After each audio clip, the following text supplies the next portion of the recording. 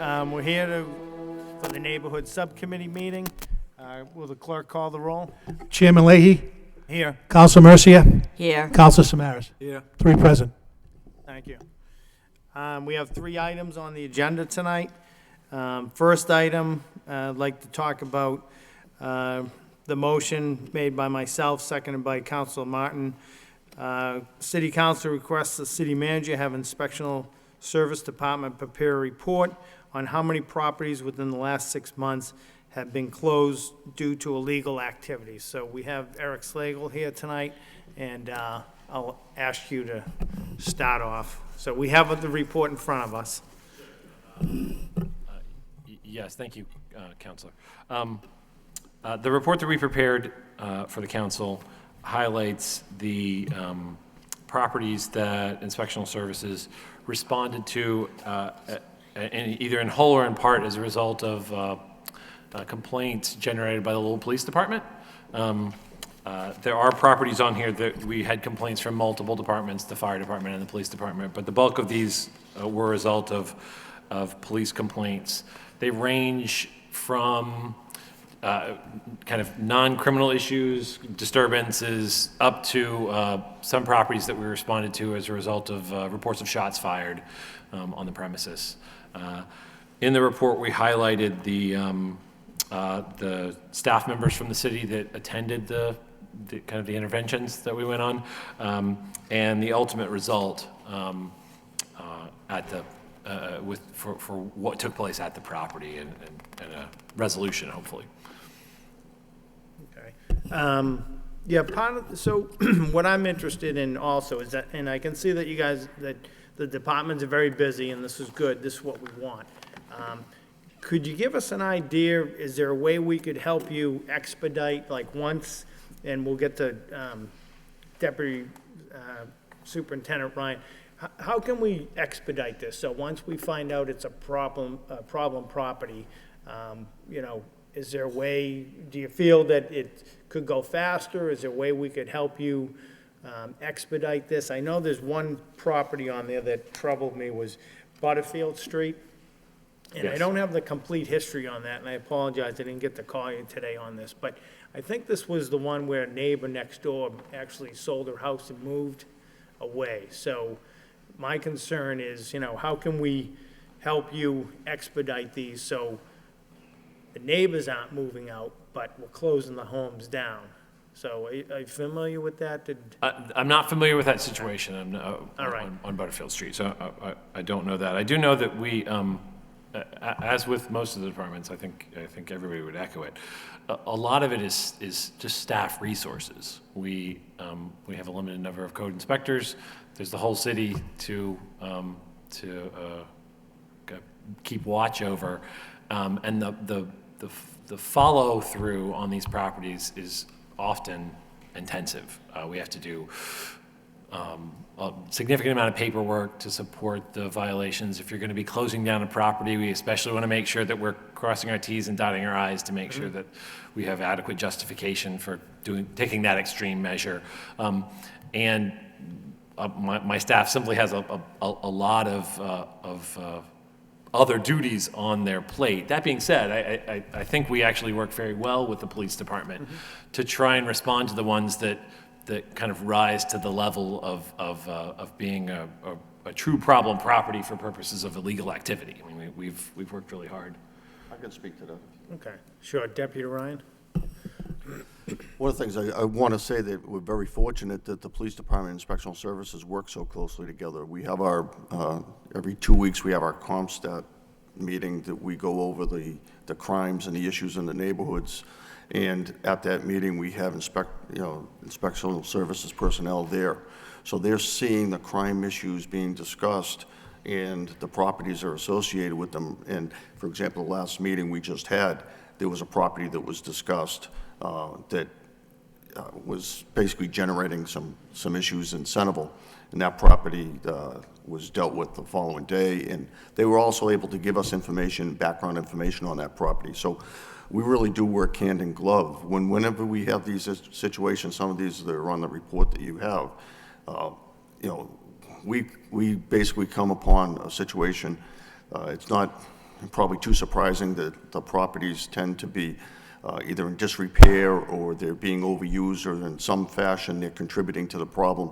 Inspectional services personnel are immediately on scene and they work right with us. It really, I'd be surprised if it's working better in other communities. I just, one more follow. What would you say, how do we identify these cases as a problem house? Would it take one call and you could tell what's going on? Or does it take, would we have to say, you know, we got to be there a minimum of 3 times within a certain amount of time to consider it a problem?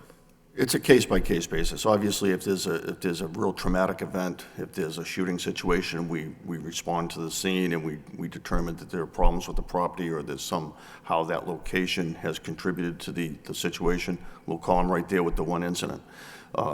In our biweekly meetings, we also look at the frequency of calls to certain locations. So we look and we have triggers that'll tell us that say these particular addresses are generating a lot of police activity. Then we'll kind of dig down a little further to find out if there are people involved that's creating the problem, if there's some of the problem that we can deal with, or if in fact the location landlords have some culpability. If that's the case, then of course we then coordinate our efforts with inspectional services. Yeah, I think it's important to note that the list that you have here comprises the ones that we responded to and closed down for a period of time. We have lots of other properties that we respond to, and if we have a landlord that's working with us, we don't want to shut down properties. It hurts the landlords if they're a good landlord who just has a problem tenant. It's not always the best thing to do to shut down a property. Our goal is to bring the property into compliance and to remove the element that's causing the problems. And we can often do that without shutting down the property if we have a landlord that's being cooperative. So that's always, quite frankly, our first goal is to get a landlord that's on board with it so that we don't have to shut things down, because there's resources that are involved. And when you displace a family, people have to be put up in housing, and there's a lot that goes into shutting down a building. So we try to use that as kind of a last resort. But our toolbox that development services includes a lot of different steps before we shut down a building. We take a lot of different steps we try to do to get the landlord to bring things into compliance. And the ones that we respond to fairly aggressively are the ones, as Deputy Ryan mentioned, that are the high-level problems to the neighborhood. For lower-level issues, we don't always respond as aggressively because it's better to get the buy-in from the landlord and have them be the one who does the work and gets the problem tenants out rather than us doing it. It works better if the landlord's the mover on that. But I really do think that we work very well together. The one thing that I would note is, especially for development services, the most helpful thing is to get reports from the neighborhoods. And we often get reports from different neighborhood groups or different concerned individuals in the neighborhoods.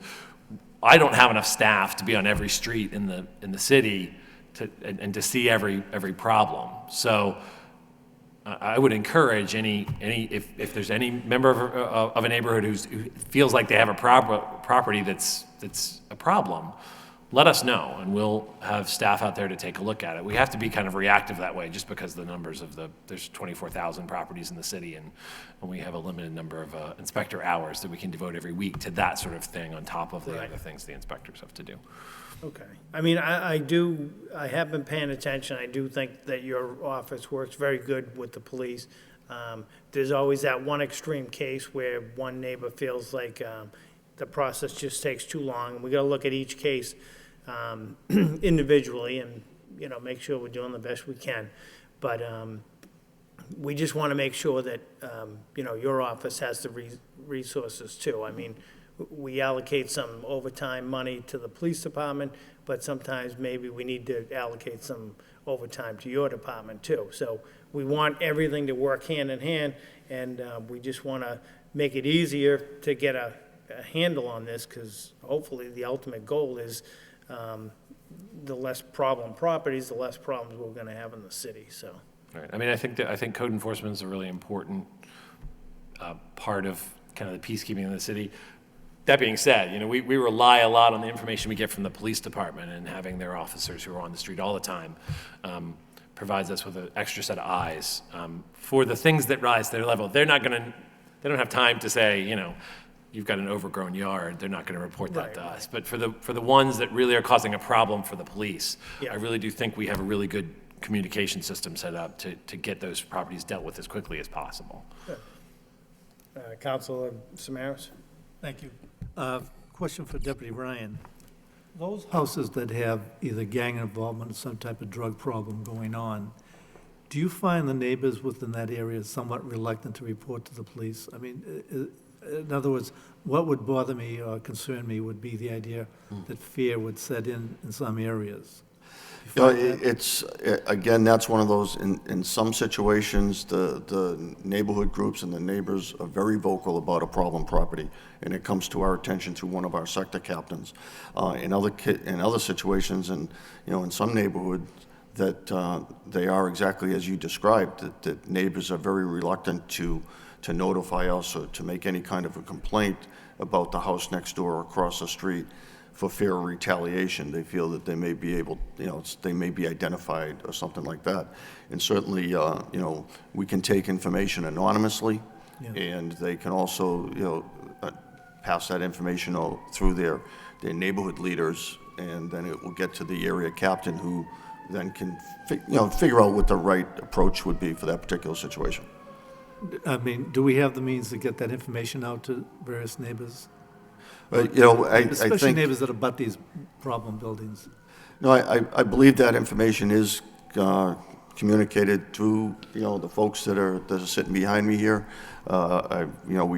We tend to talk about the fact that we want to get information all the time, whether it be crime information, problem properties, or anything that's going on in that neighborhood that they see. We do constantly. Obviously, the attention that this subcommittee's given this topic, I think, is another step towards getting that topic out into the public's mind, and we encourage everybody to tell us what they see, because as Mr. Slagle has said, that we can't be at every corner at every moment. So if it's the neighbors that are looking out their windows or hearing noises or what have you, that they can let us know what's going on. If it has to do with a problem property, then we will, in fact, coordinate with inspectional services. All right, one more question for Mr. Slagle. Cities like Somerville have had great success with various types of surveys out into the community to assess what's going on, okay? And according to some articles and some research that I've done, it's proven to be very successful. I know in the city we've had some type of surveys, but do you see your office or some other office within the city trying to develop neighborhood surveys with the neighborhood groups to really assess what people feel or think? Do you think that could be a useful tool? I certainly think that could be a useful tool. I know when we were working with the Problem Property Task Force, one of the things that we specifically did was reach out to all the neighborhood groups to request their input on specific properties that they were dealing with. I'm not familiar with any specific surveys that Lowell has done, but I can certainly see how that would be a helpful tool. We do attempt to reach out to the neighborhood groups to attempt to get their input for issues like this, and I do know that on our property task force lists, some of the properties were put on there specifically at the request of the neighborhood groups. As a result of I mean, that. we have we have your office doing their work, we have the police doing their work, and we most certainly have the neighborhood groups, working with us. But I think the more information we can generate, and the more information people see that, this is the problem, better identify problems. Sure. And it's just look at other ways that we can gather as much information possible to deal with some of these Right. issues. Well, one of the things that we are blessed with in Lowell is that we have a lot of very active neighborhood groups who are with individuals who are willing and able to step up and contact the different departments in the city. And we do work hard to to hear their concerns and be as responsive as we can to things like That's, that. as long as you feel that you have good communication, that's I feel like they're. good to hear they do. that, They're- thank you. Counselor Mercia. Thank you, Mr. Chairman. I know firsthand about the situation. That's why I'm looking at you too, and we're smiling, because about 8 months ago, I received a call from a young woman who had a family and bought a house in Centerville. I'm not saying the address, but she called me up rather frustrated because there was a house across the street from her up a ways with just this very problem, troubled property. The mother moved to Florida that owned this house and left the son in charge. They had a tenant on the second floor, but the first floor became a drug house. And when I say a drug house, people in the neighborhood would wake up and see people sleeping on the street because they were so hungover from the drugs. There were cars from New Hampshire and Maine and every which what, and they lost control of their street. She said, I need some help. I don't know what to do. We've called the police a number of times, so there was a CAD report of all the calls. I called Deputy Ryan. He was right on top of it. I called you, Eric. The camaraderie and the communication together did wonders, because they got all the inspectional service people. Everyone from the city went over there on this particular day, and I haven't heard a word since, so it does work, and it's a blessing to know that we have people in the city that come together to stop this, because this could be on our street, we could be the people. It's not a happy thing, and so the lady was so frustrated, she then said, I just bought the house like a year ago, I feel like selling it. In fact, I'm thinking about it, I can't put up with it. So it was settled. So I'm very happy, so I know firsthand the work that you do. And I don't know about it, I don't live in this neighborhood, but that's where the neighborhood groups come in, and they are our eyes and ears to what happens in the city. So we don't intend for these places to pop up all over, or different places, but they do. And when they do, it's nice to know that we have a city that has a coordinated effort to target it and do something about it, because God knows we do the best we can to have tranquility in this city, as you'll probably hear later on with one of my motions, but be that as it may. So I'm very grateful. Thank you. I did want to quickly respond to one of Councilor Leahy's earlier questions, which is regarding the resources that we have available. We have been working with the city manager's office in an attempt to identify resources to support another inspector position, a senior building inspector position that would be would have one of their dedicated roles would be to deal with organizing and supervising the task force that result in these enforcement actions. So my hope is that in a short time, we'll be able to have another position out there that one of their primary responsibilities will be dealing with the problem properties in the city. So I do want to let you know that we aren't trying to rest on our laurels. And we've been working with the city manager's office. We've been doing a great job. The city manager's really committed to finding the resources, even in a budget year like this, to find the resources to make sure that we can get this other position. And I do think it would be really helpful. That'll give us another 40 hours on the street every week hopefully 40 hours on the street or doing paperwork every week to respond to these sort of issues and try to get the code enforcement in the city jacked up a little bit more. Mm-hmm. No, I'm aware that the manager's office has been very responsive, and we can't rely just on the police. It's got to come from the neighbors and from all the coordinated effort from the city, all the departments. So, and this is the only way we're going to get to the root of this problem. The petty crimes, the car break-ins, and the small, the crime. So, we want to get a handle on it, and this is just another way to attack it. So we appreciate, and I know, Dave Willett is very busy running around the city. I've seen him today 3 times, so. But I haven't seen him in the office at all, so he's never it's a in good the thing. office. So, would anybody from the public want to speak on this item or add anything, or? if you sure want to come up and state your name for the record. And Deb Forgione, Pawtucketville Citizen Council. We had open discussion. I wanted to ask Eric, how many more inspectors do you need? Well, that's a very loaded question.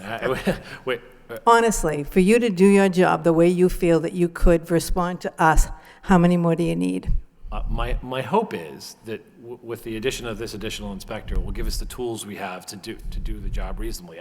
If the city council wanted to give me another 10 inspectors, I would have work for them. But the fact of the matter is that within the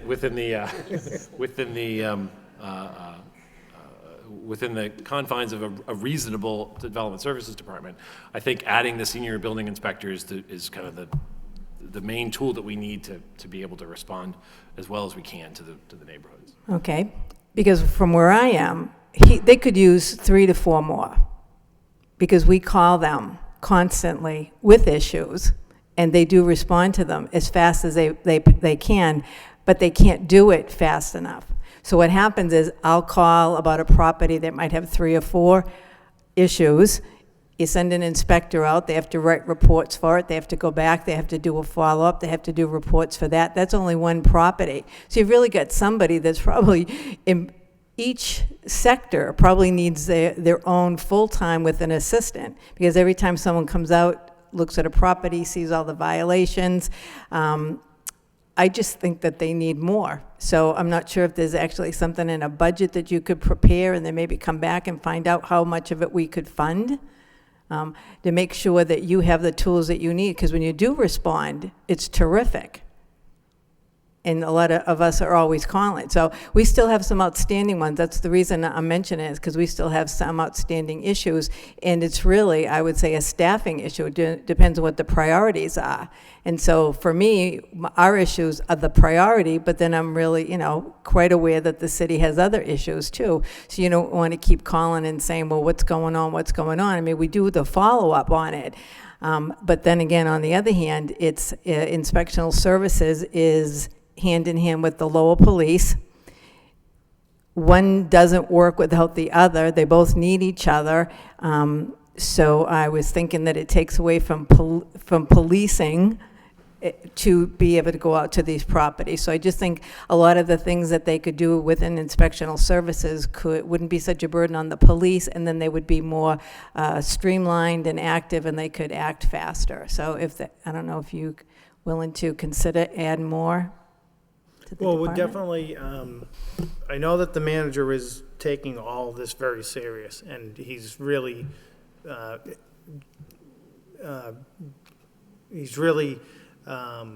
listening to the council. He's diving into the issues, and I mean, if there's a way at least to get one on as a start, then we'll look at 2. But I mean, this is the priority that's going to stop the crime in the city. We can't just keep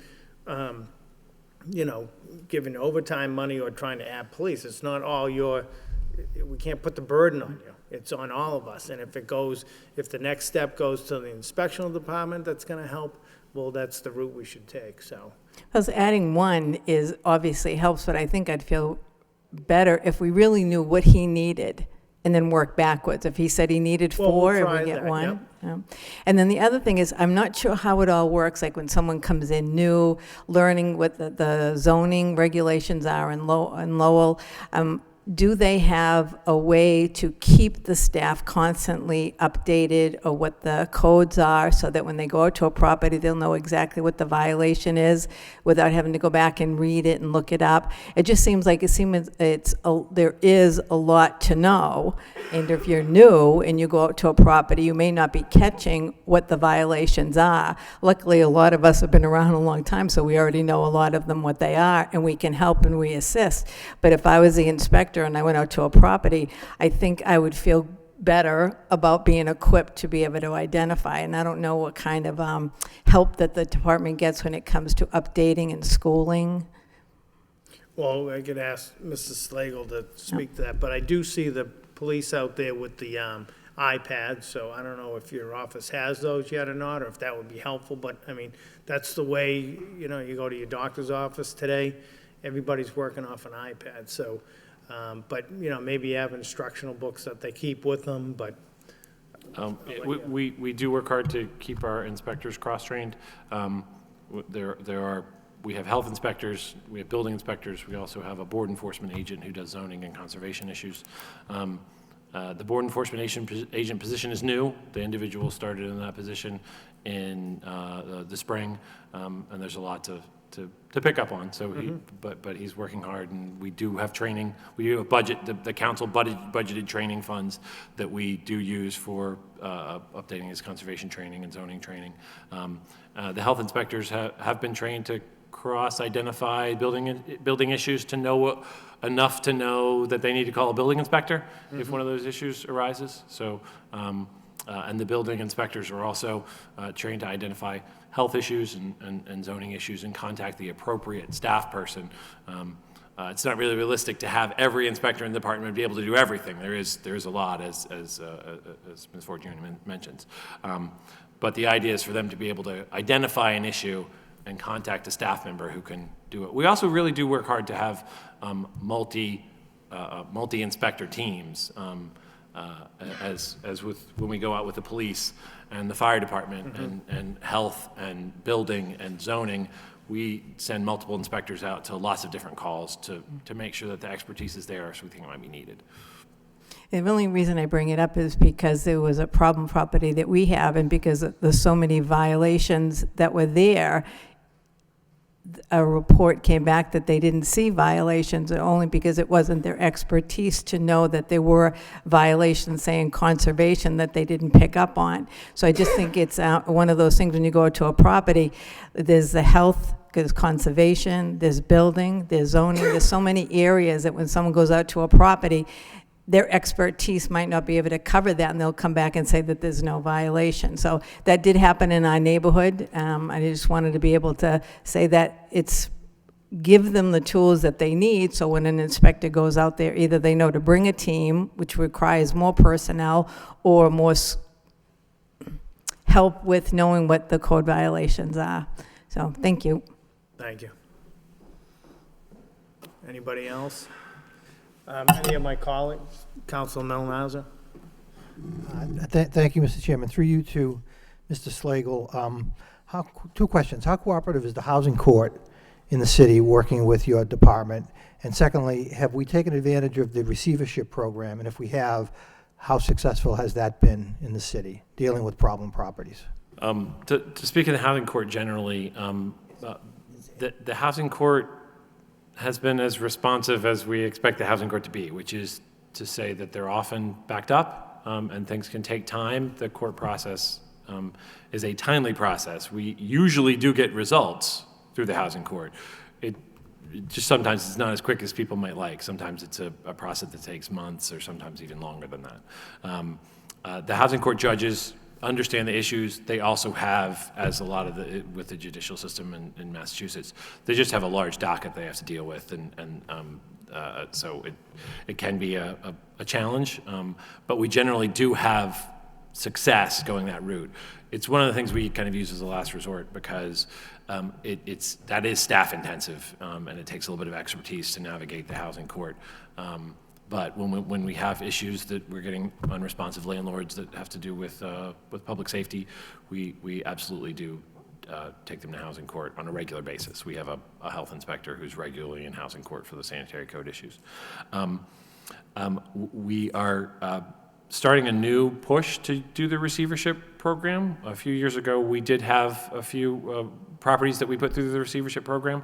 There were a couple that were challenging for various reasons, in part because of the housing court. We had some challenges with the housing court with a couple of properties, but we also did have a few properties that we're very successful with and are now back active properties on the tax roll.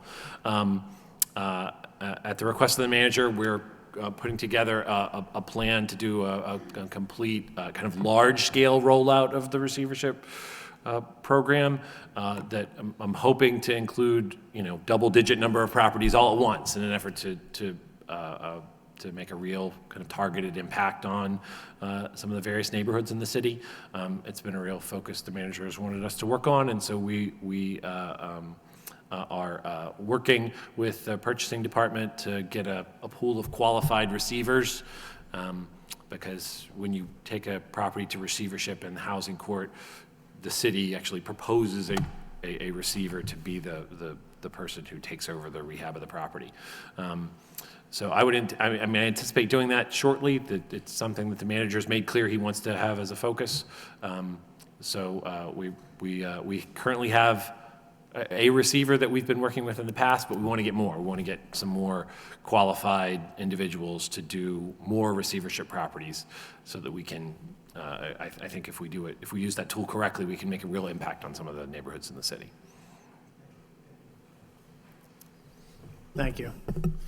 So if that's it, we'll move on to the next subject, but we'll be in contact, and we're going to take, what everybody's input here tonight, and see if we can get some more resources, to help work on these problems in the city. So, thank you.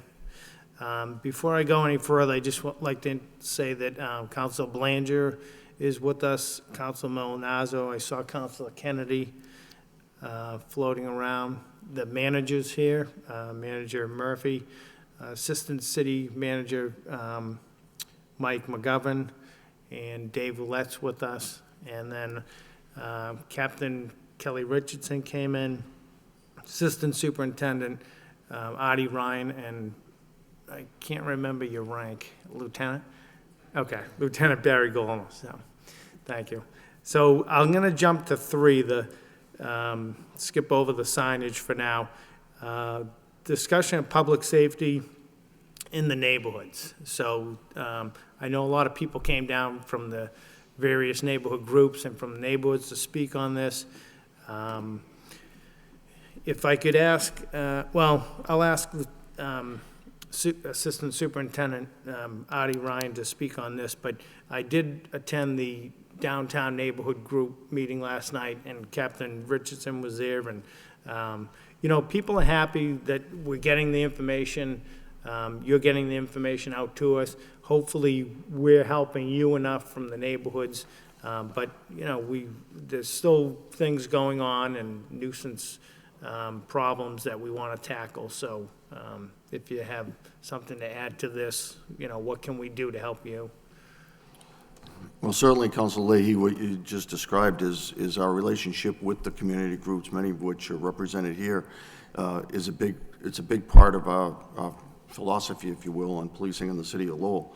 The city's divided into several major neighborhoods and then subdivided into smaller neighborhoods still. What we've done, our approach has been to put somebody of a command rank, captain. We have Captain James McPadden that handles half the city, and Captain Richardson, who's here with us today, who handles the north part of the city and the downtown area. And their primary function is to liaise with the neighborhood groups, liaise with city services, and basically be a coordinated entity within the police department for police services. In addition to that, what we've done is on all 3 shifts, the cruiser districts are by neighborhood. The Car 3 has been Belvedere for as long as I've been a police officer. People see Car 3, they know that that's the Belvedere cruiser. Different officers may be in that cruiser at any given time. And that's another one of the cornerstones of our philosophy is as much as possible, we try to keep the same officers in the general area, the same general area on their patrol, so they become familiar with not only problem properties, but they become familiar with the different various issues, because as everybody here knows, each individual neighborhood has its own personality. It has its own issues, its own demographics, all of which are vital to the city.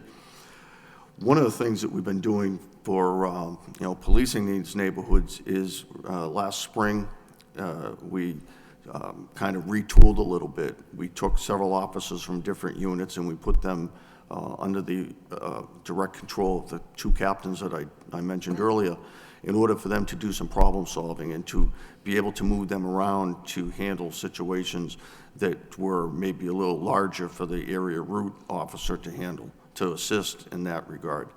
That's another one of the efforts that we've been doing. The other thing is we work very closely with our crime analysis unit. The crime analysis unit is an integral part of our strategy. They tell us where things have happened based on the data, based on what's reported to us, not only through the dispatch center, but through other entities, whether it be external to the city of Lowell. They tell us what's going on around the city of Lowell. And they also provide the information that the captains then pass on to the community groups in the various meetings. But we don't, the community liaison portion of their function is not simply a monthly meeting or a quarterly meeting. I believe there's a meeting that's going to happen tonight with Captain Richardson and some folks from Centerville to discuss a particular issue. So, it's really a good way of providing service. At the same time, we have, a 24-hour, 7-day-a-week function. So we have to have that emergency response capability. We need to have officers that can respond to crimes as they're occurring, the 911 calls, if you will. So there's quite a bit going on. There's several other strategies. I won't, continue on, but certainly entertain questions and get into specific ones if you feel that it's important to do so.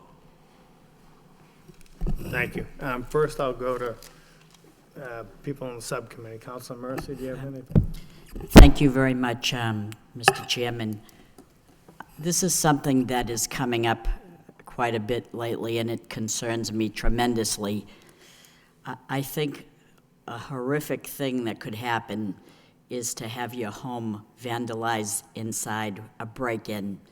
It's one thing to have your car broken in, you don't live in the car, that's tough enough, but to have someone violate your privacy by invading your home and tearing the place apart, I can't imagine it. It's horrific to me. It's like you violated my body somehow. It's really gross, but I know it's happening more and more that people are calling the police, and I personally feel, is there detectives that can come to the house and fingerprint or do things, and it's not happening? What do we have for detectives? Do we just have one shift of detectives? They don't work all night long. We have to wait in the morning to have them come, and half the time they knew nothing about it. This is very disturbing to me, to hear people say that their house was vandalized inside, broken in, and nobody came, and they were supposed to come, and they never did. And I'm not specifically saying the issue with a month ago that happened. This is what I'm hearing with repeating break-ins, that people would like a detective to come and try to find out who this is. And I don't know, tell me about detectives. Do we have a shift that just works a certain, like from 9 to 5, and we don't have a shift at night of detectives? Or how does that work from the police department? We have detectives assigned to what's commonly called the day shift. Basically it's like an 8:30 to 4:30 shift. They're relieved by a second shift that works roughly to 11:30, 12:30 at night. So we have 2 shifts full of detectives. After, a little shortly after midnight, they're on call, and we call them in as we need them. One of the things I first want to say is that I truly share your thoughts on B&Es into homes. I've had family members, my parents' house, my father was a police officer, and his house was broken into. And for weeks on end afterwards, they were finding things that had been moved around that they didn't realize right away. And I recall, how traumatic it was to my family members from that house. And, it's clearly, the B&Es that are occurring in the city of Lowell are rooted in the drug problem that we have in the city of Lowell and that are in cities throughout the nation. Urban areas are dealing with this in different ways. More to your comments, as far as I believe that I think we can do a better job at maybe some of the customer service part of it, the response. I believe sometimes, the detectives that have been dealing with a lot of issues, they come to the scene and, they don't see any evidence necessarily that's going to produce an investigation. And they probably could do a better job of explaining that. And, you know, we had a discussion at our last ComStat meeting, the meeting that I referred to earlier, and we've had them at several meetings in which we're trying to improve on that to make sure that victims do get some kind of callback and that they are spoken to regardless of how likely it is that we're going to be able to solve that crime. Typically what happens with B&E situations is eventually we end up catching somebody, whether it be through forensic evidence, through more likely than not, it's from somebody calling us and getting there in time to make an apprehension or arrest. Somebody sees something and they're comfortable enough, as Counsel Samara says, they're comfortable enough to share that information with us, and we end up making a case, and then we find out that we've solved numerous B&Es. These individuals, it's a small group of individuals in the city that are committing a large percentage of the crime. One of the things is that certainly if somebody feels that they haven't gotten the service that they are due, that they should get, they can call my office, they can call the sector captain. You know, I know that they call you and your colleagues, and we try to get to the bottom of it, and we try to improve every single time. It is overwhelming sometimes when we have issues that happen late at night, but we call detectives in. You know, we've looked at it from several different ways. Different cities do it different ways, but at the same time, our biggest B&E problem, if you were going to, you know, we stick with B&Es during the day. Most B&Es that occur, like I said, they're being perpetrated by people that are supplying their drug addiction through stealing things and selling them. And they break into the house when people aren't home, typically during the day. There's ways that they do that. We discussed some of the methods at our community groups. In different talks that I've had, I've discussed, you know, what you can do to try to target harden a little bit yourself, to try to protect yourself. But clearly, again, and this is to reiterate this and say it over and over and over again, is the best defense you have is your neighbor. You know, the individual looking out, knowing what's going on in the neighborhood, seeing something out of place, and having the confidence to turn around and have somebody check it out.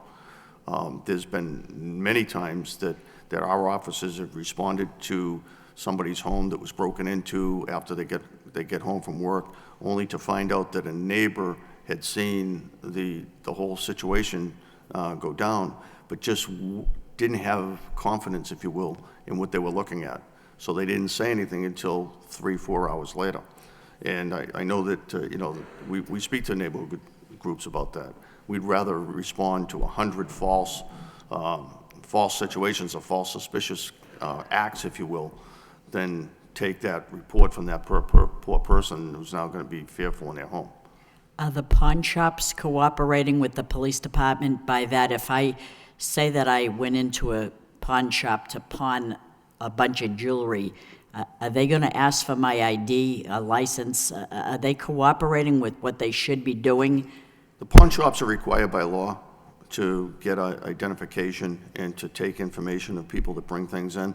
I'll be honest with you, it amazes me somehow that, you know, they don't necessarily have an obligation to police the situation themselves, but they do give us the information. When we do go and visit them, we have one detective that actually spends a great deal amount of time just going over that information that the pawn locations provide, and we try to match that up to missing property.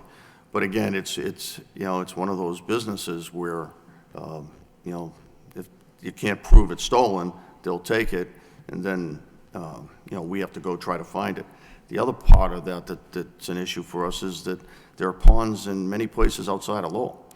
And, you know, it's not unusual for us. You know, we try to share information with some of the pawn shops from southern New Hampshire and other communities and try to get that information going back and forth, because it clearly is not unusual for someone to turn around and go to a pawn shop in, like, Salem, New Hampshire, for example, with stolen property from Lowell. Thank you. Councilor Samaras? Thank you.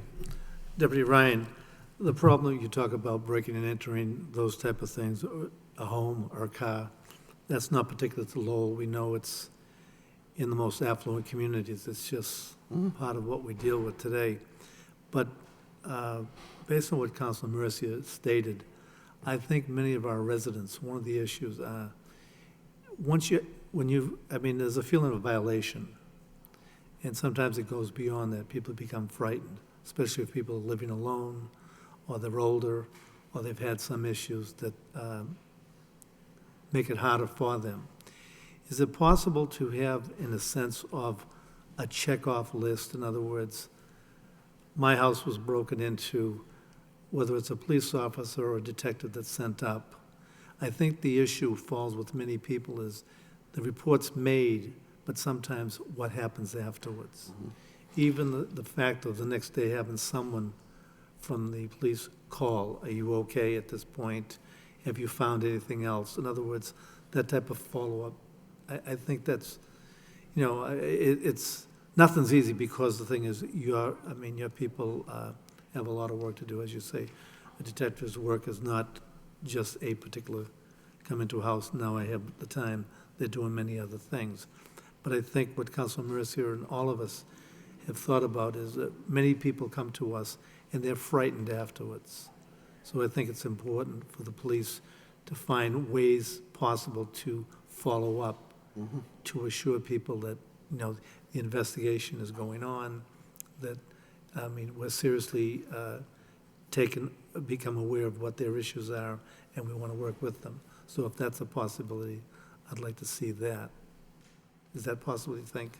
In fact, we had a very similar conversation very recently in one of those ComStat meetings about doing something similar to what you're suggesting.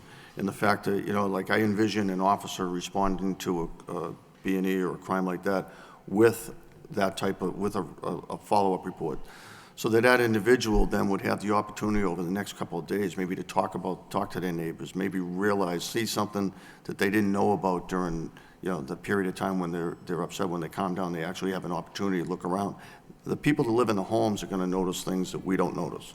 We rely on them. And the other part of it would be the follow-up call. Follow-up, hello, Mr. So-and-so, this is Detective Ryan. I just want to follow up on the B&E report that was taken a couple of days ago. By any chance, have you had a chance to talk to any of your neighbors? Have you seen anything suspicious? Is there anything else that you want to know? Is there anything else we can do for you? And that is something that is in the works. I can tell you, it's gonna take it's a little longer to get it rolled out, but as a policy and to make it the way we do business. But clearly, I think that your suggestion, I think it's absolutely valid.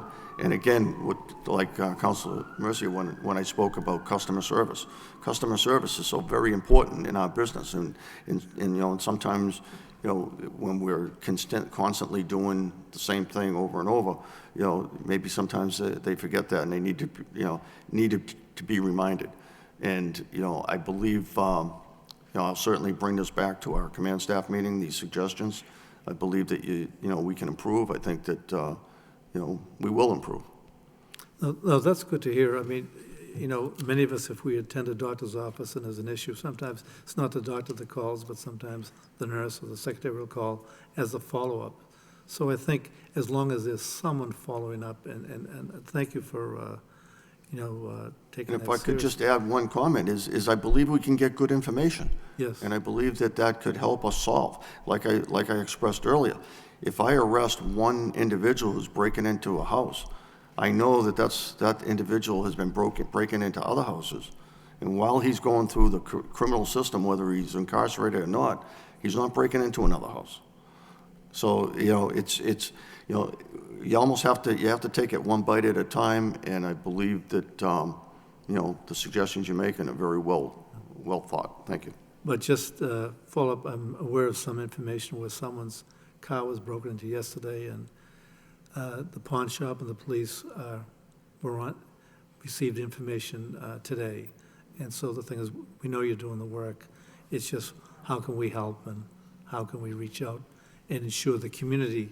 The thing that I'd like to say is, I know the police department is working very hard. I know, services working very hard. But the issue is sometimes we have to make sure that people understand what is really going on, and the more information we can give out. And so I think what you're talking about, you know, the second contact of the people who've been, we'll say, violated or robbed, I mean, this will give them the type of support that they need. Thank you. Thank you. Anybody else, councilors, want to add anything? Okay. So next we'll hear from the public. I know this is a hot item, so. I'm a little anxious, and I'm a little nervous. My name is Janice Malazaski, and I live at 226 Christian Street up on Christian Hill, and I was broken into last Wednesday.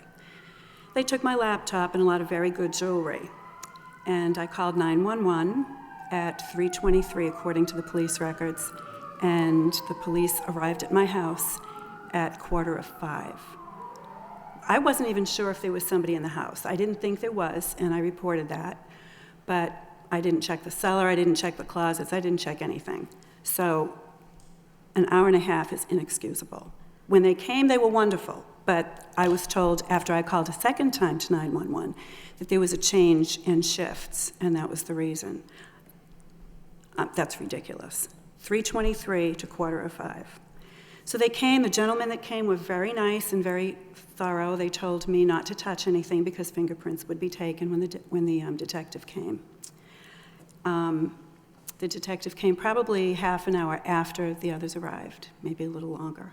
I have people here that were with me at the time giving me some moral support. The detective came and spent less than 3 minutes in my house.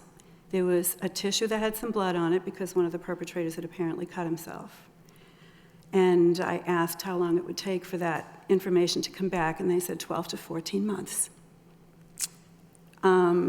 I asked if he would take fingerprints, and he said no, there was no need to. We'll get back to that in a minute.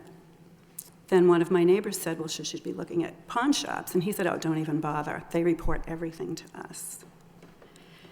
Then we mentioned that my neighbor who was right next door was broken into 3 weeks prior. He had no idea. So there's a miscommunication someplace here. It's ridiculous. I have to say that Saturday I went down to give my partial report to the things that were missing, and Detective Figueroa was fabulous. He spent as much time with me as I wanted. He gave me some encouragement, told me certain things that I could do, like going online to a special site, which I did. And the site seems to be a good idea, except that most of the things that are listed on the site are just listed by number, no description, and no picture. So I would say maybe less than a quarter of the items that the pawn shops do record, I couldn't access. So I went to the police station today just to see if there was something that I could match up, and was told by the police officer that I would be contacted if they found anything. Then I asked him,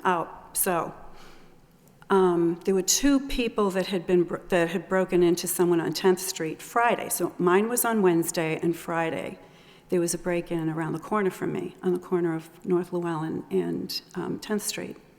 So I went down. The detective was wonderful there. He spent a lot of time with me, with the gentleman who took a picture and had reported the break-in, and the woman whose house it happened to be. He told me that, I'm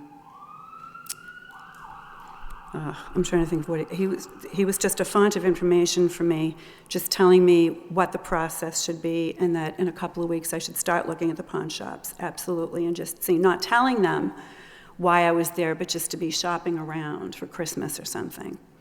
I also need to say that Captain Richardson has been amazing.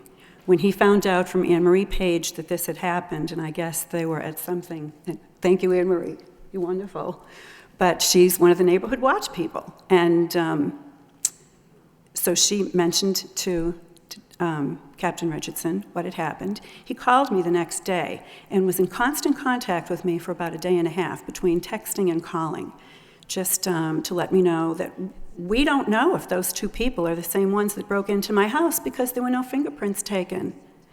And if the blood samples take that long to process, it's not going to happen. So Saturday, when I gave my report, I also brought down some jewelry boxes that only had my fingerprints on it, plus it would have been the perpetrator's fingerprints. And I found out today when I went down to see what had happened to that, to see if they had dusted for fingerprints, that they were being put aside for Detective Alexander, who's gone for a week and a half. He told me not to bother calling him when he came to my house for less than 3 minutes the other day. Don't bother calling me because I'll be on vacation for a week and a half. Well, so they're sitting there in a plastic bag, and those prints could possibly match my perpetrator with the two that were on 10th Street, and nothing's happening. So I'm glad to have this forum to be able to talk about this. Again, the website is a great idea, but it's very minimalistic. For my laptop, there were probably 3 pictures of different laptops, and then there were a number of things saying laptop with a number, no description, no nothing. So, I don't know. As opposed to contacting people in the neighborhood. The detective didn't even know that my next-door neighbor had been broken into 3 weeks ago. There is no communication within the neighborhood except for my immediate neighbors, who, thank God, knew Anne Marie Page and was able to spread that information that way. But there's got to be some way that we can work together to get the word out so that if one of my neighbors is being broken into, I need to know about it so that I keep extra watch. We've got a great neighborhood. My neighbors are fabulous. Most of them work. And the way that they broke in was behind my house. There's no way anybody could have seen them. But if they had had a lookout like they did on 10th Street, there might have been somebody walking back and forth, but nobody in my neighborhood would know it. So I do appreciate the response from Detective Figueroa and from Captain Richardson. I'm very frustrated right now because, I was told by one of the policemen who I happened to see today at the police station, to go to Nashua, because they don't really have to report. So a lot of times these guys are pawning things in Nashua, so I have a whole list of Nashua pawn shops now that I'll be going to. I think that's about it. But there has to be communication within the neighborhoods too. I mean, it's nice that we have someone like Anne Marie and someone like Mike Harrington. But when the people next door were broken into, if I hadn't seen the police car outside, I would not have known. They're very private people. So that needs to be out. I mean, it wasn't in the newspaper. And then the 2 people that, this is the kicker, the 2 people that they did pick up Friday, that they caught red-handed, they were put into jail and were released over the weekend on bail. Now, so they went into court on Monday. I had a friend of mine was in court for something else, and so he kind of watched the whole thing, and he said that because they showed up when they were supposed to, they were let go again. And they're not going to be back in court until December 5th. Now, I went online to see these 2 guys and to see, and again, they might not even be the same ones, but I'm assuming they are. They've had records since 2010. So it's not like this is the first or second or third time that they've been picked up. They're perpetual break-ins. So something needs to be done. And I know that part of this isn't the fault of the police department. Part of it is the fault of the courts, that these people are being let out. Why wouldn't they keep doing it? They get a slap on the wrist, maybe a fine. I think the fine was $150 this time. They make that up in one break-in. So there's nothing to prevent them from continuing this. Even if they did community service or something, okay, so there's no room in the jail, there's no room in the prison, but something should be done for these people. That's it. That's all I have to say. Thank you again, Captain. It was really Well, nice of I you. thank you for coming up and telling your story, and I know it's not easy. And it's hard for us to sit here and hear the hard truth, but, as we said, we can do a better job, and we will. But this is where it comes down to. We've got to get neighbors to help, and we've got to, as Councilor Mercy has said in the past, we've got to work with our state legislators to help us with the courts.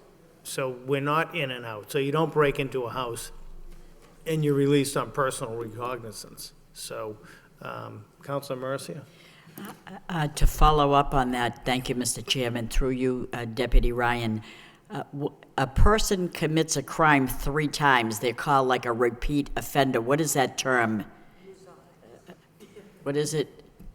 Repeat offender or No, whatever? I mean, there is what they call a repeat offender, but it's not really applied very often. It's generally for, I know other states have it a little tighter, but it's usually violent crimes where they start looking at that. Violent crimes. Wouldn't you think violation of a public trust of your home is kind of like a violent crime, even though nobody was there?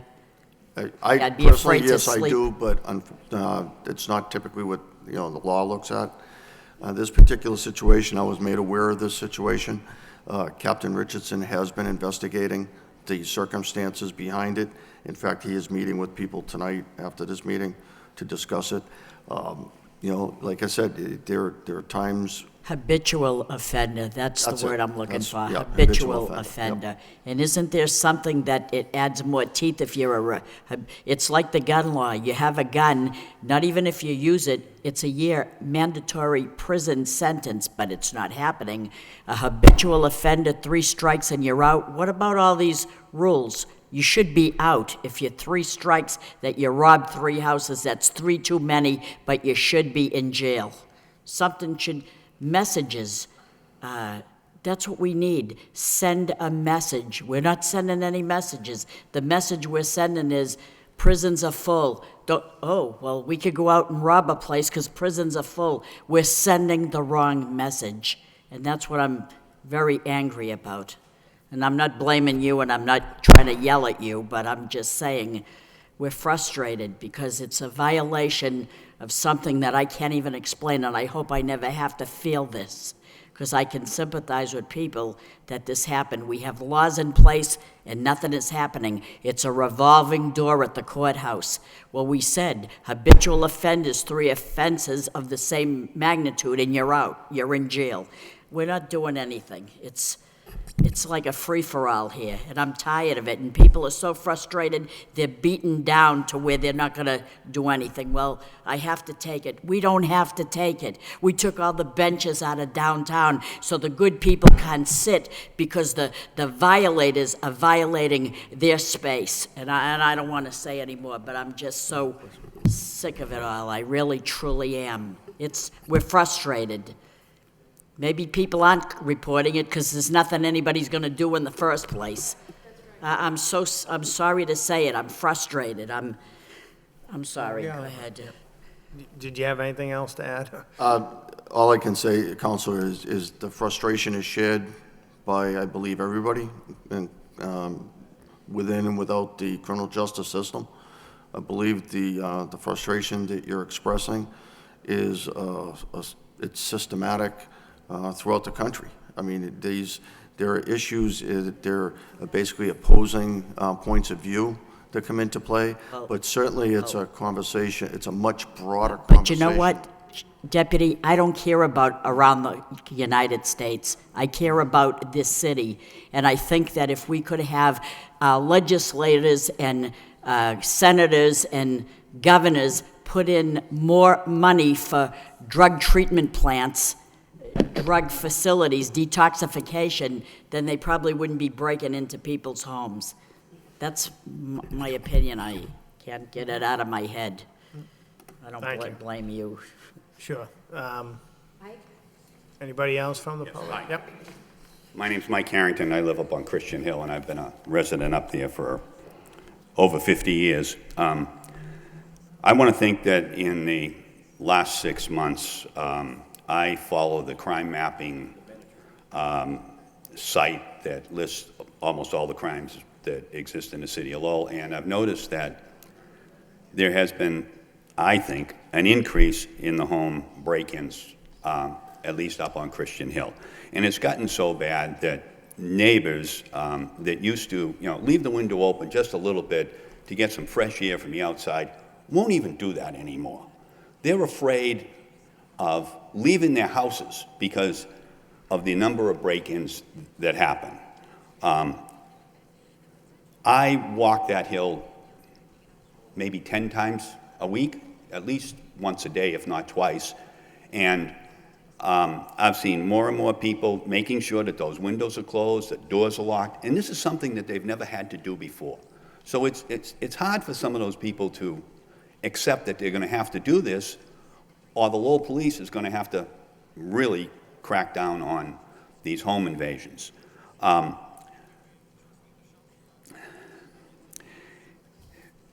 Janice spoke about the detectives that came. One thing, I can speak from being broken into several years ago, so I know what she was going through, and my wife and I were up there to provide her with some support that she very much needed. When the detectives arrived, and yes, as Janice said, there was one in her house for a very short period of time. There was also another detective in the car. Never got out of the car. I couldn't tell you if it was a man or a woman in the car, but I know the car moved on the street, so somebody had to be behind that wheel. Okay? When we were broken into years ago, several years ago, the detectives took a couple items that they were 100% sure that the perpetrator had left his fingerprints on. My wife and I have never, ever received a call from the Lowell Police Department about any kind of a follow-up on that break-in at our house. The two items have never been returned to us. Granted, they're not of high value. One was a mason jar, and the other was an old jewelry box that one of the kids had. But still, there should have been some communication coming back to the residents, and I don't feel that's happening. I've also noticed as I walk around that there are police patrols. I did mention to Janice that 2 days before her break-in, there was a police cruiser parked on Christian Street, one house up from her, which was great. It was nice to see him sitting there. Damn it, I wish he was there the other day. But to me, it looks like,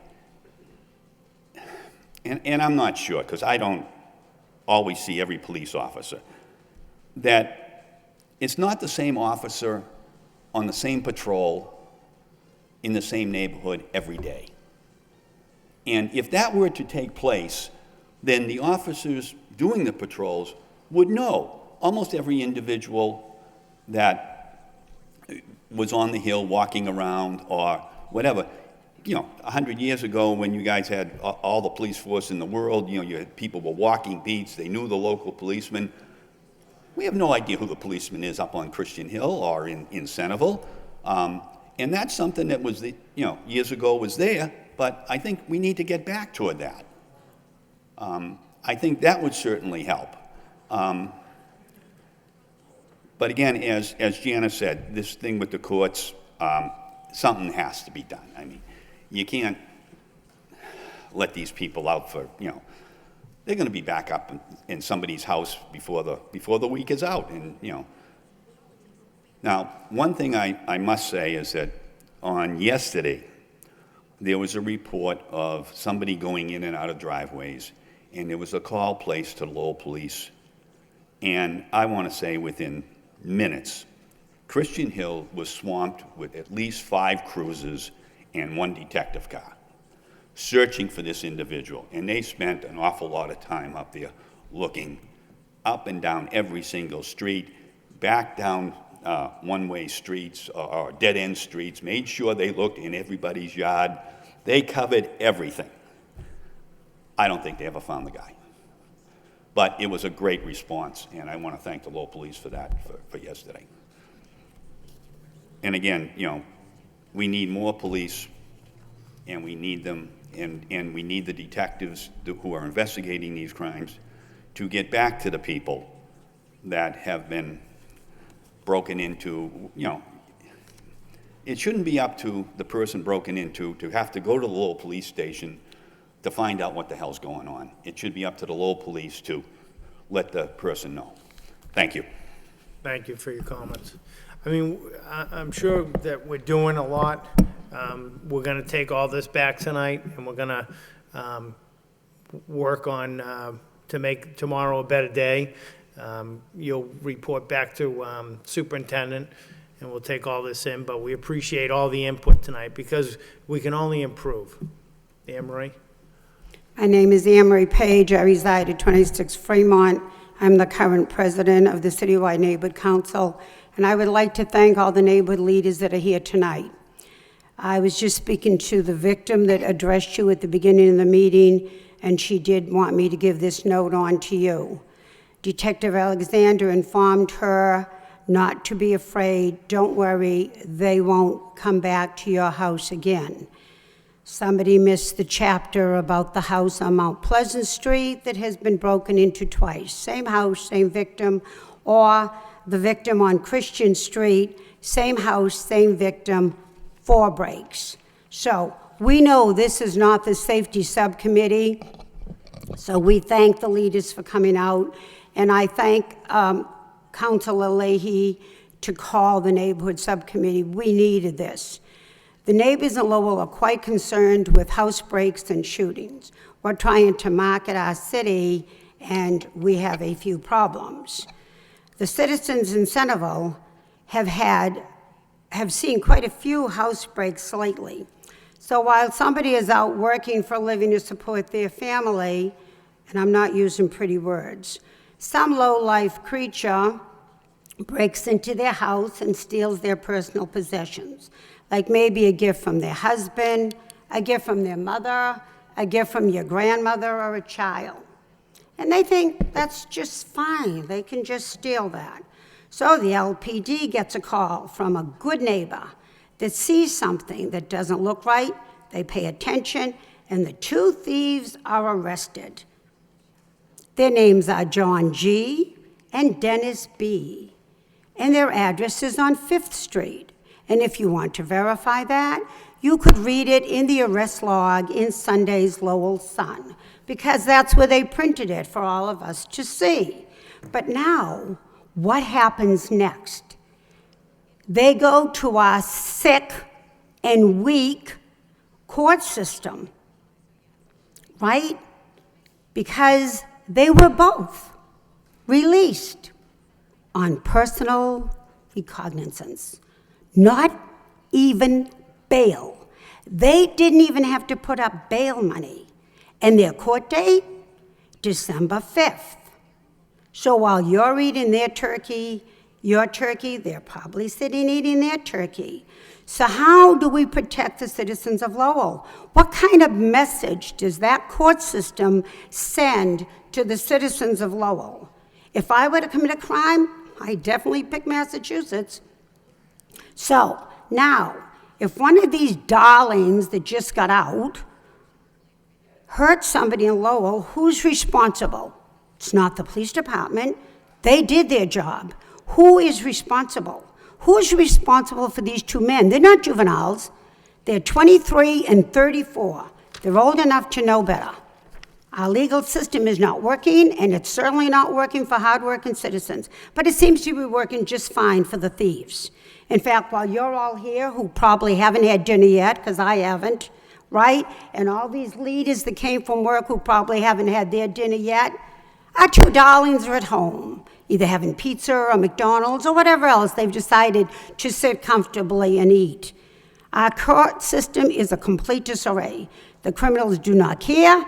They're back on the street in no time, and it's not right. So we have to lean on our state reps, our elected officials, and need to step up to the plate and send a message. We're not going to put up with this anymore. We're getting tough. No more Mr. Nice Guy. And this is the message we want sent out there, not in our city. You don't like the rules and regulations in Lowell? Move. The river's right there. And this is not the first time that these words have been spoken in this building. Good neighbors see something. Good neighbors say something. And if it doesn't look like it, probably isn't right. So be a good neighbor and call the police. Call the 911. They're risking their lives to help us. We have got to put the phone calls in to our officials, and somebody's got to get a little tougher. And that word you were looking for, repeat offenders, it's under L for loser. Thank you. Thank you, Anne Marie. Councilor Samaras. Thank you.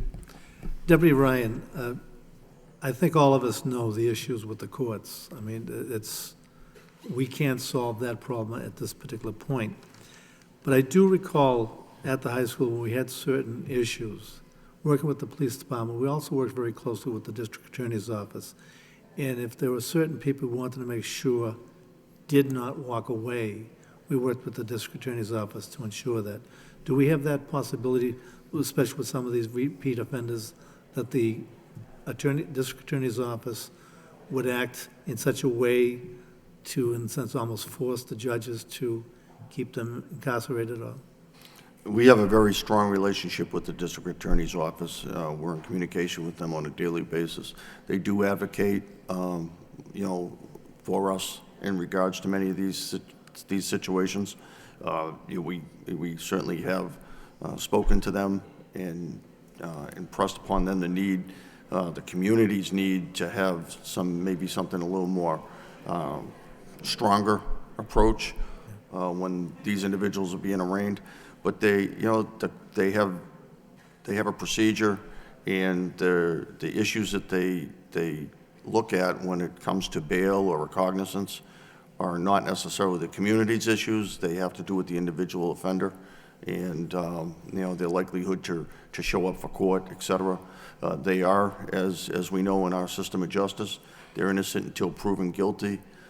Many of us may be frustrated at sometimes because of the time it takes and the amount of, dragging victims in and out of court for hearings and things like that. But, it is our system of justice. And, we, as a police department, we have our role in that, and we're trying to do that as best we can. The district attorney's office has their role, and we work hand in hand, just like I described earlier with the inspectional services.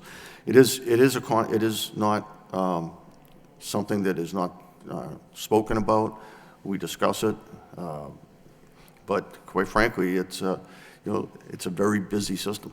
No, I understand it. Is it possible to spot pick some situations? I mean, it's probably something, in other words, you can't say, I'm going to go and be a little more heavy-handed on Bill Samaras, or, because he broke in. But the thing is, the idea of, can we take some of the more dangerous people or apply more pressure to those that have been involved in break-ins that are more dangerous than the We have been 14-year-old successful. that broke in? Yeah, we have been successful on situations where we worked with the district attorney's office to bring information before the court and to sort of emphasize our need to have sanctions put on the individual, either pretrial probation of some sort or bail sufficient enough for them to make sure that they show up for court.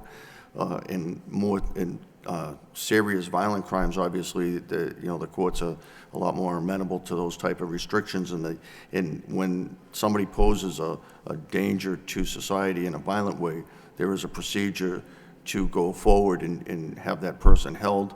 But those are in rare cases.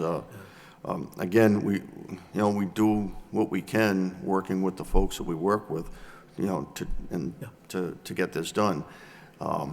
It's not something that like your original question. Yes, we do work with them, but of course you can't do it in every single situation, or its effect is diluted.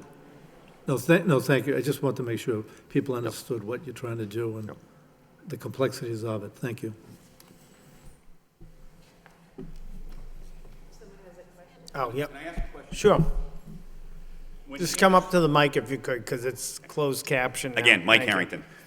When Janice spoke, she had mentioned that the detective had told her that with the blood evidence that he had, it would take 14 months to get that result back.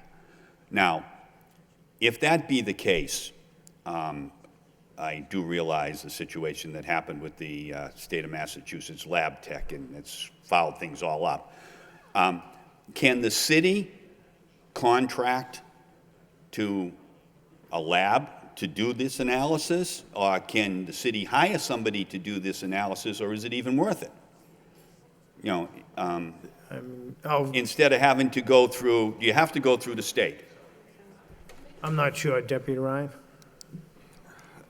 I mean, I can speak generally to that. It hasn't been, this type of lab work is expensive. The certifications needed by the lab technicians are pretty substantial, and the equipment and the ability to testify in court and the access to the database outside the city kind of puts us in a position where we do rely on the state. DNA, I can tell you 15 years ago, DNA would only be done on essentially homicides, things like that. It's becoming so prevalent now that the state is quite frankly backed up. And again, some of those crimes, when you do have a violent crime or something like that, they do end up moving to the top of the list. I think as time goes on, we're going to see improvements. This technology is less than 20 years old, really, where I remember a case back in 1998, and, we had to send the stuff away to Maryland to get it tested. So the system is improving in that regards. It's unfortunate in this situation that it's not a one-day turnaround. We will be looking at that case. Again, sometimes there is other evidence. But like I said, Captain Richardson has investigated and has looked into the circumstances of this particular case that you're referring to, and we're looking to see where we can improve some of our customer service. So are the fingerprints the only thing that can be done locally?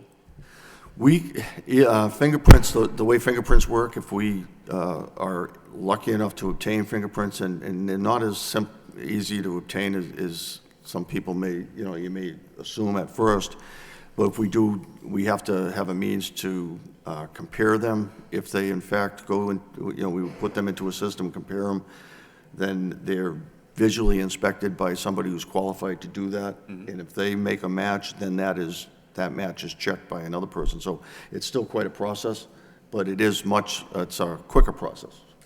But with the requirements today in many businesses that people be fingerprinted before they go to work for that particular company, I would think that the database of these fingerprints is fairly easy for a law enforcement to get hold of or to filter something through it. Well, yeah, I mean, the nitty-gritty of the situation is that, the fingerprints that you take when you're going to be employed or something like that are pristine. They're very well done. Unfortunately, if you grab an object in your home or some, if a perpetrator touches something and smudges, the prints aren't necessarily complete, and they're also not necessarily in the good enough quality to get enough information off them to make an absolute comparison. So, I mean, it's a science, but, So you're telling me that all these CSI shows that are on TV are... I mean, it'd be nice if we could solve the crimes that they do, but unfortunately, the reality of the situation is our, witnesses and people telling us what they see, responding to these crimes as they're occurring, and again, as a result of someone calling us, is really the best way for us to solve these crimes. Neighbors protecting neighbors. Thank you. All right, we just have one more minute, so if you want to speak quickly and then Very Counselor. quickly. Sure. So when the first two officers told me not to touch anything and I didn't, and then the detective came and said, doesn't matter, we could have had really clear fingerprints on a lot of things in my house. Yeah, So I took 3 items that looked like they were, that they were pretty solid, and hopefully they got some. But they're sitting in the detective's office now, and he's on vacation for a week and a half. So that's not allowing me to have my fingerprints matched with what's happening. Yeah. I'm sure if there's something that can be done, they'll expedite it, but. my understanding is that, Captain Richardson is aware of that situation, has already taken steps to Thank you. rectify it. And Counselor Mercia? Speaking in conjunction with what the gentleman said, there were shots fired over at Kerouac Park the other night, and blood was found on a cloth. I'm sure that was taken to a lab. Is that going to take 18 months for that as well? Honestly, I don't know exactly what the status of that particular evidence is. It was turned in. There's still, not to get too deep into the particular investigation, but there's still a lot of information we have to gather as to what that evidence is relating to the situation that occurred. Thank you. I just want to thank everybody for coming out tonight. I thought an hour and a half would be long enough. It doesn't. But I want to thank Captain Richardson, Deputy Superintendent Ryan. I'm sorry we didn't get to let Lieutenant Goldner speak, but thank you for coming out, and we will do a better job tomorrow. Thank you. Motion to adjourn by Councilman Samaras, second. You all set, Mr. Clerk? Thank you.